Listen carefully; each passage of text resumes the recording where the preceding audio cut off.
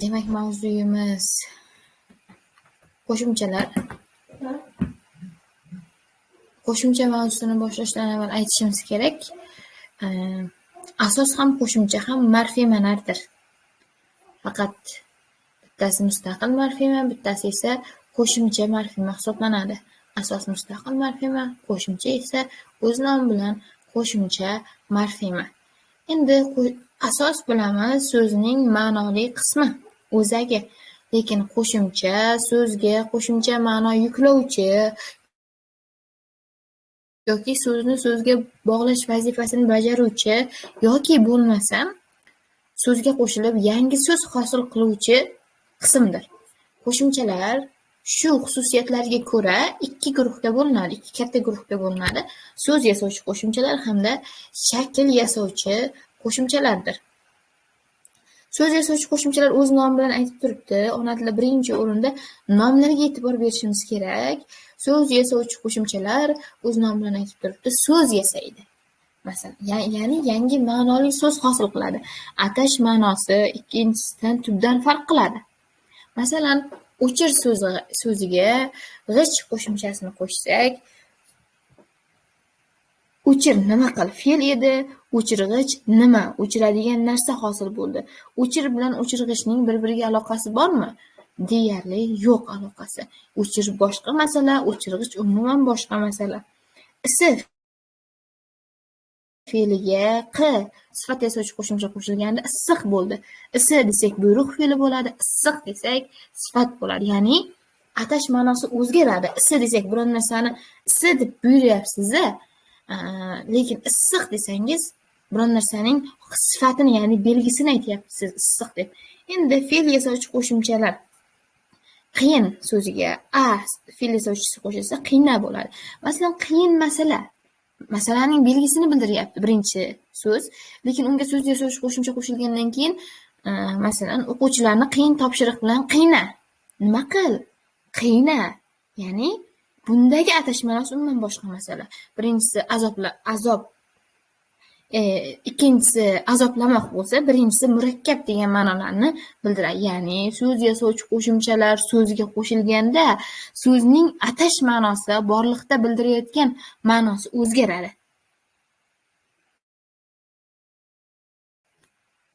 E'tibor beramiz, bizda ot yasovchi, sifat yasovchi, fe'l yasovchi va ravish yasovchi qo'shimchalar berilgan, lekin son yasovchi va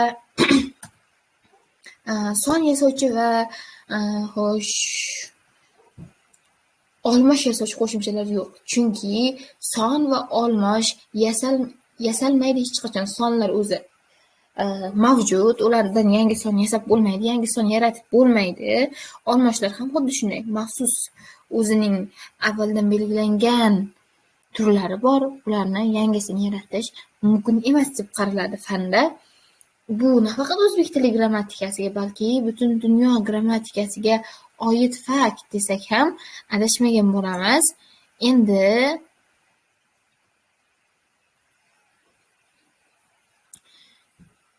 shakl yasovchi qo'shimchalar, ya'ni qo'shimchaning ikkinchi turi shakl yasovchi qo'shimcha sanaladi. Shakl yasovchi qo'shimchalar o'z nomi bilan aytib turibdi, shakl yasaydi, so'z emas, shakl. U yo shaklni o'zgartiradi yoki so'zni so'zga bog'lash uchun xizmat qiladi. Va bunday qo'shimchalar ikki guruhga ajratiladi. Birinchi guruhi lug'aviy shakl yasovchi qo'shimchalar, ikkinchi guruhi sintaktik shakl yasovchi qo'shimchalar deb ataladi. Lug'aviy shakl yasovchi qo'shimchalar so'zga qo'shimcha ma'no yuklasa, sintaktik shakl yasovchi qo'shimchalar so'zni so'zga bog'lash vazifasini bajaradi. O'zi odatda biz qo'shimchalarni ajratib olish uchun bitta juda ham chiroyli usul bor. Men sizlarga shuni ko'rsatib beraman. Masalan, men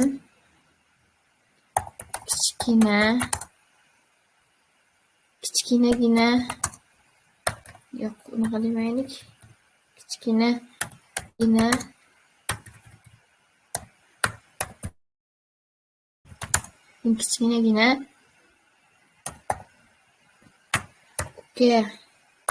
ukajonimni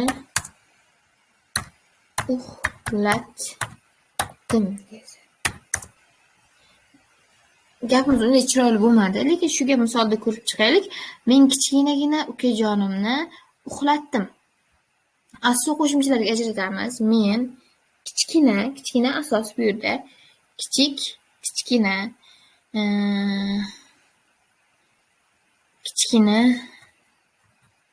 gina bu yerda qo'shimcha ukajonimni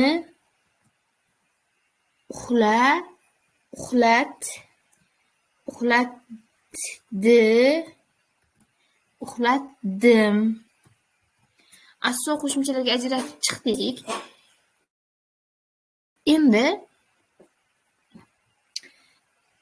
Endi bizga topshiriq berilgan. Topishimiz kerak biz. Nechta so'z yasovchi bor bu yerda? Nechta shakl yasovchi bor bu yerda? Shakl yasovchi demaylik, mana shuni sintaktik shakl yasovchi deylik. Sintaktik shakl yasovchi bor va nechta lug'aviy shakl yasovchi qo'shimcha borligini topaylik. Lug'aviy shakl yasovchi qo'shimcha borligini topish vazifasi berilgan bo'lsin bizga. Hozir birgalikda harakat qilib ko'ramiz. Bularni topishga men sizga osonroq usulni o'rgatmoqchiman. Agar siz bironta qo'shimchani bilmasangiz, qaysi turga mansubligini qanday topasiz? E'tibor beramiz. Bu yerda so'z yasovchi qo'shimcha yo'q. Deyarli barcha qo'shimchalar debman. Umuman barcha qo'shimchalar so'zga qo'shimcha ma'no yuklagan yoki so'zni so'zga bog'lagan. Nimadan bilsak bo'ladi so'z yasovchi yo'qligini? Chunki qarang, so'zni atash ma'nosini o'zgartirgan qo'shimchani ko'rmayapmiz-da biz bu yerda. Endi qaraymiz kichkinagina so'ziga. Men kichkina ukajonimni uxlatdim desak ham bo'ladi. Men kichkinagina ukajonimni uxlatdim desak ham bo'ladi. Ya'ni gina qo'shimchasi bu yerda qo'shimcha ma'no yuklayapti. Usiz ham biz gapimizni tasavvur qila olamiz. Gina qo'shimchasi qo'shimcha ma'no yuklayapti. Ya'ni gapimizni mana shu gina qo'shimchasiz ham tuza olamiz biz. Men kichkina ukajonimni uxlatdim. Men kichkinagina ukajonimni uxlatdim. Shunchaki uning ukasining kichkinaligini yana ham ta'kidlash maqsadida kuchaytiruv ta'kid gina qo'shimchasidan foydalanilyapti bu yerda. Endi ukajonim so'ziga e'tibor bersak, men kichkinagina ukamni uxlatdim desak ham bo'ladi. Lekin biz uni erkalab ukajonimni uxlatdim deyapmiz. Ya'ni so'zga yana erkalash ma'nosini yuklayapmiz. Qo'shimcha ma'no yuklayapmiz. Va o'z-o'zidan bizda ma'lum bo'lyapti. Lug'aviy shakl yasovchi qo'shimchalarni ajratish uchun biz ularni olib tashlab, gapni qayta tuzib ko'rishimiz kerak. Agar olib tashlaganimizda gapni qayta tuzish imkoniyati bo'lsa, ular lug'aviy shakl yasovchi qo'shimchalardir. Agar imkoni bo'lmasa, ular ehtimol sintaktik shakl yasovchi qo'shimchalar bo'lishi mumkin. Endi sintaktik shakl yasovchi qo'shimchalarning nimasiga qaraylik, qoidasiga. Ular so'zni so'zga bog'laydi, o'zi nomidan aytib turibdi. So'zni so'zga bog'laydi. Qaraymiz. Men kichkinagina ukajonimni uxlatdim. Bu yerda ikkita qo'shimcha bor. Im va ni qo'shimchalari. Endi gapni shu ikkita qo'shimchasiz tuzib ko'raylik. Men kichkinagina ukajon uxlatdim. Gapimiz ma'noli bo'lyaptimi? Yo'q. Uslubiy xatolik bo'lib qolyapti gapimizda. Chunki bizda so'zni so'zga bog'laydigan qo'shimchalar yetishmayapti. Ya'ni sintaktik shakl yasovchi qo'shimchalar. Aynan bu qo'shimchalar bu yerda ukajonimni uxlatmoqdagi im va ni qo'shimchalardir. Endi uxlatmoq so'ziga qaraymiz.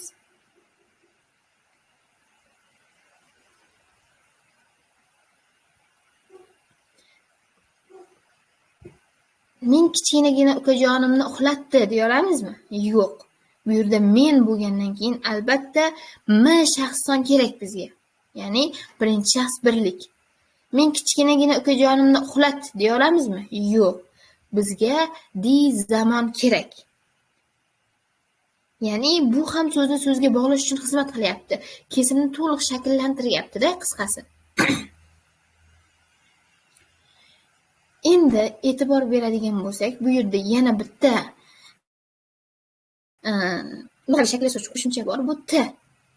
Nega buni lug'aviyga olamiz? Chunki qarang, e'tibor beramiz. Bizda egamiz men edi. Kesimimiz uxlatdim. Ega har doim bilamiz kesimga bog'lanadi. Men uxlatdim, men uxladim. Ya'ni T'siz ham biz gapni ega va kesimni bir-biriga bog'lay olamiz. Lekin D va M'larsiz bog'lay olmaymiz. Men uxla desak bo'ladimi? Men uxlat desak bo'ladimi? Yo'q, aslo.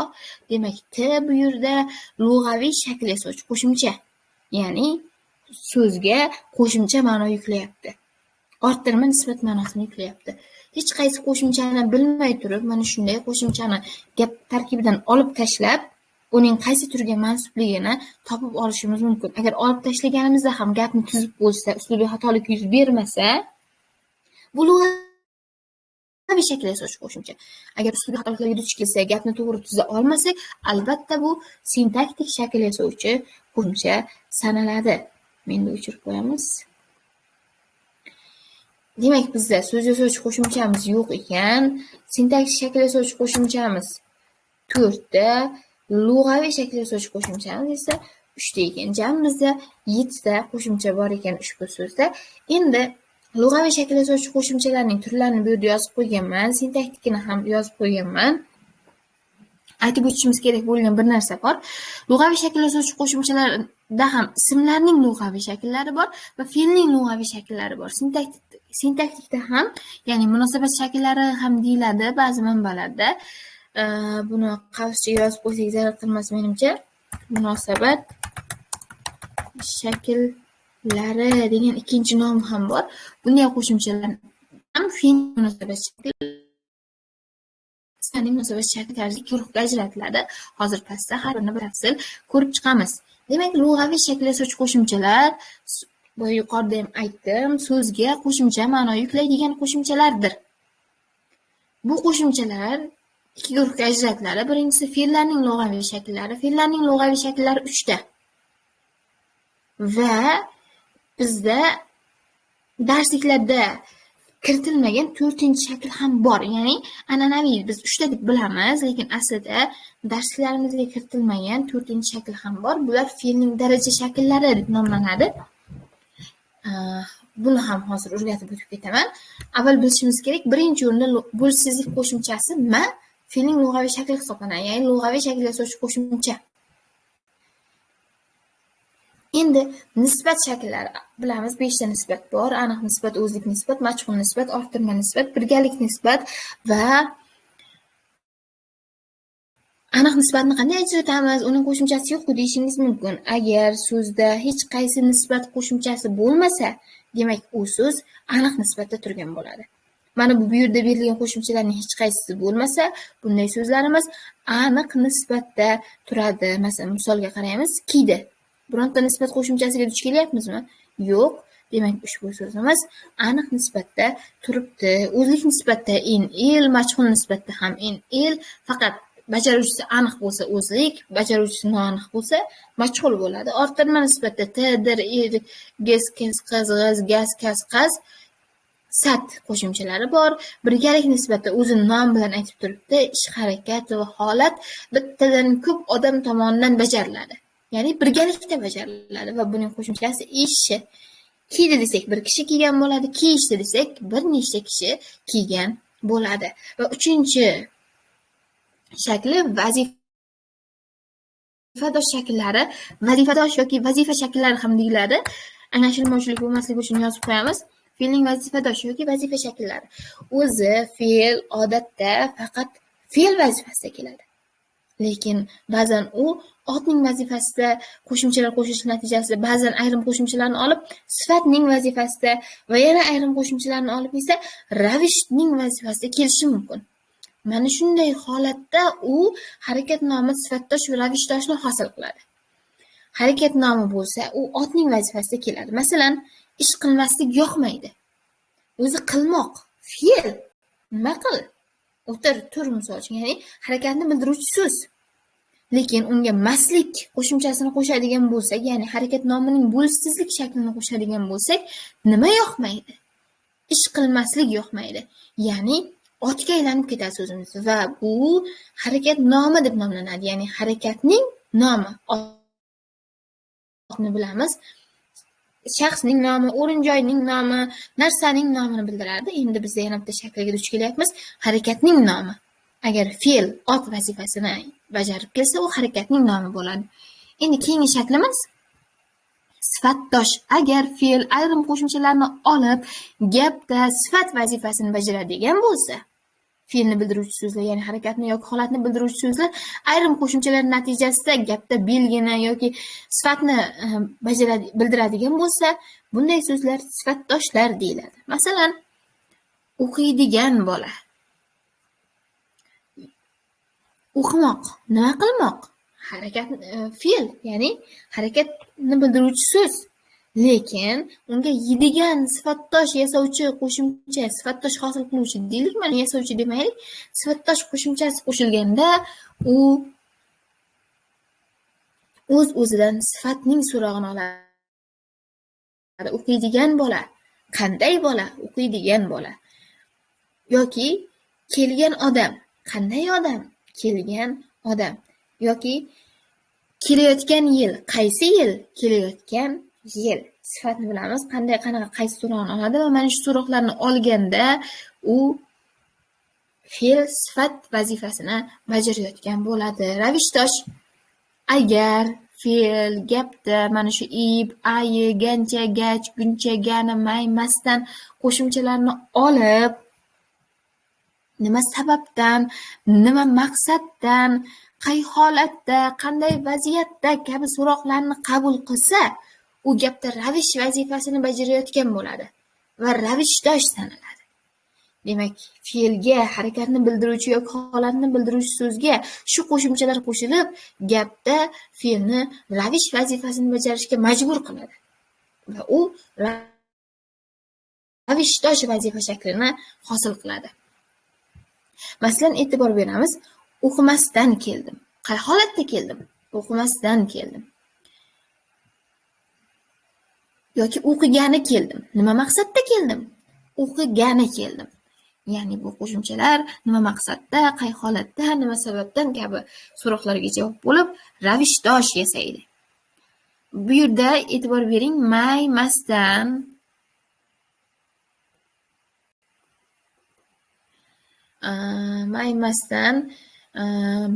maslik kabi mana shu vazifa shakllarining bo'lishsizlik shakl variantlarini ham berib qo'yganman. Chunki hozirgi vaqtda testlarda aynan mana shu narsalardan ham savollar tushyapti. Endi 4-inchisi boya aytgan narsam fe'llarning lug'aviy daraja shakllari. Fe'lda ham daraja bo'lishi mumkinmi deyishingiz mumkin. Ha, bo'lishi mumkin. Ish, harakat va holatning darajasini biroz oshirib yoki biroz pasaytirib ko'rsatadi bunday qo'shimchalar. Bular a, la, imsira, misra, iq qo'shimchalaridir. Unutmasligimiz kerak, o'rtoqlar, fe'ldan fe'l yasalmaydi. Qo'shimcha orqali, ya'ni so'zga so'z qo'shib yasash mumkin fe'l plus fe'l shaklida. Lekin qo'shimcha orqali fe'ldan fe'l yasab bo'lmaydi. Faqatgina bunday qo'shimchalar fe'lning lug'aviy darajasini oshirib ko'rsatadi. Misol uchun, masalan, mixni bur desak ham, o'sha mixni burish bo'ladi. Mixni bura desak ham, o'sha burish bo'ladi. Faqatgina darajasi biroz oshadi. Quvon, bu quvonda, quvun bo'lib qolibdi. Masalan, quvon desak, xursand bo'l deyapmiz. Quvna desak ham, xursand bo'l degan bo'lamiz.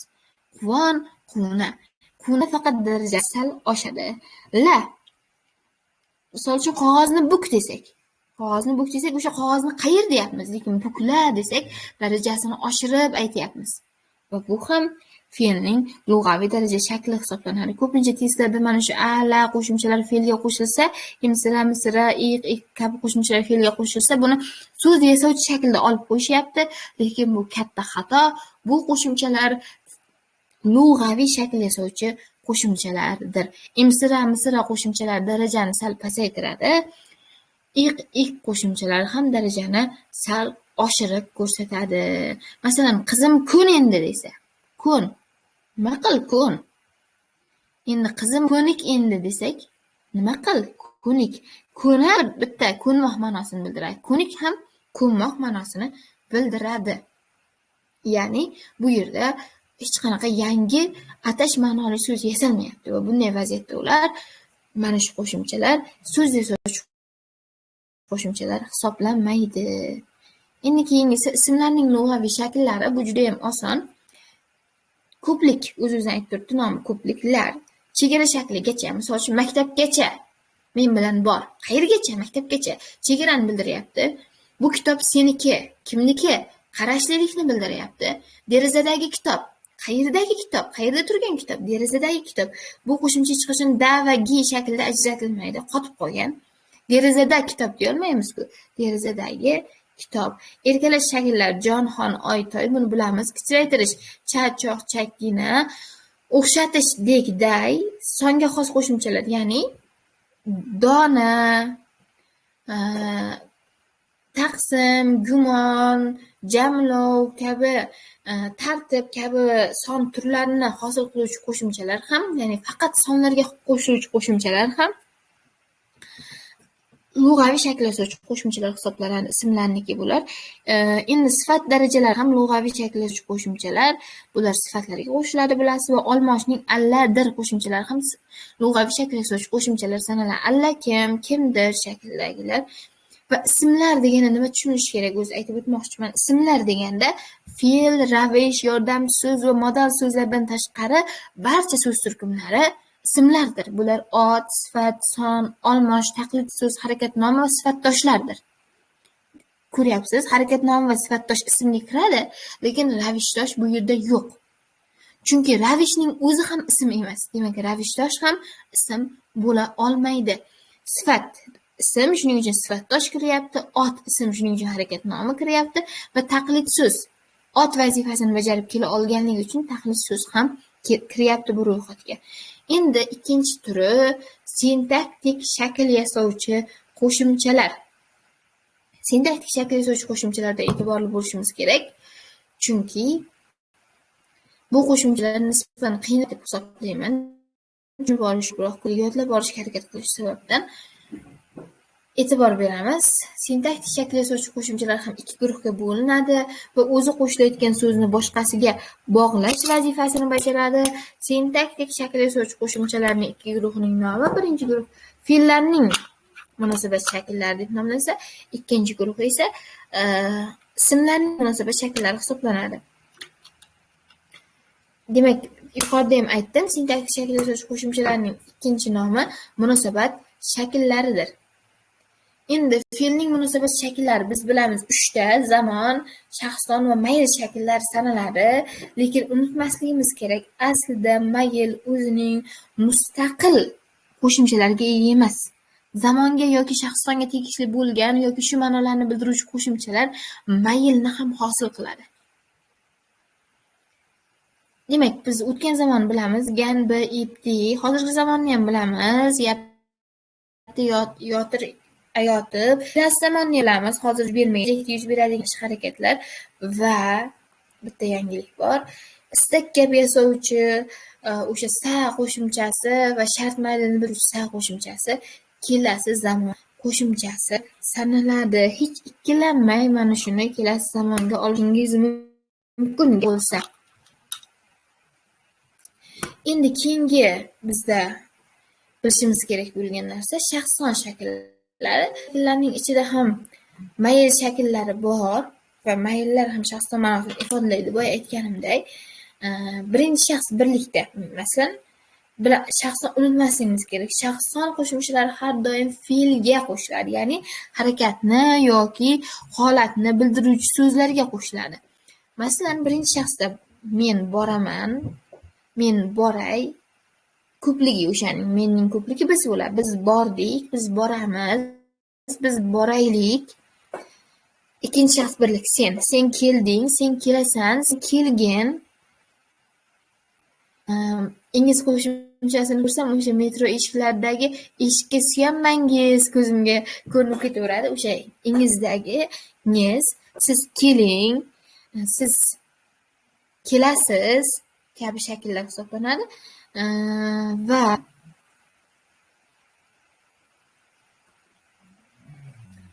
Va yana bir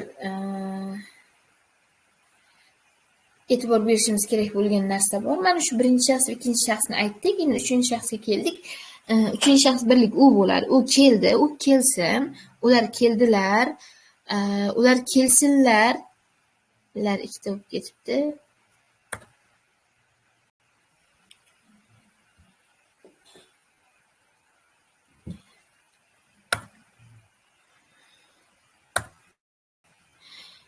Endi bu yerda qizilga olib qo'yganlarim barchasi buyruq, istak, mayli qo'shimchalari hisoblanadi.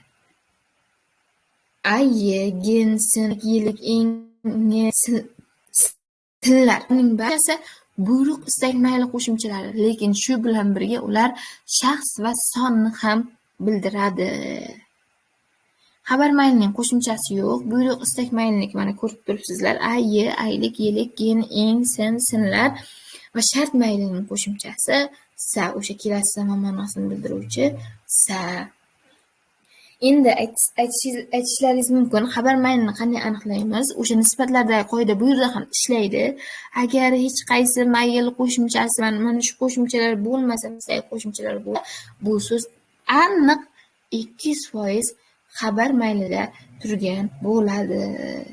Keyingi nimamiz ismlarning munosabat shakllari. Biz yuqorida ko'rib chiqdik fe'lning munosabat shakllarini. Endi ismlarning munosabat shakllarini ko'ramiz. Ismlarning munosabat shakllari 3 guruhga ajratiladi. Bular egalik, kelishik hamda bog'lamalardir. Kelishik qo'shimchalarini barchamiz bilamiz. Kelishik 1-sinfdan o'tiladi bu bizga va egalik qo'shimchalar.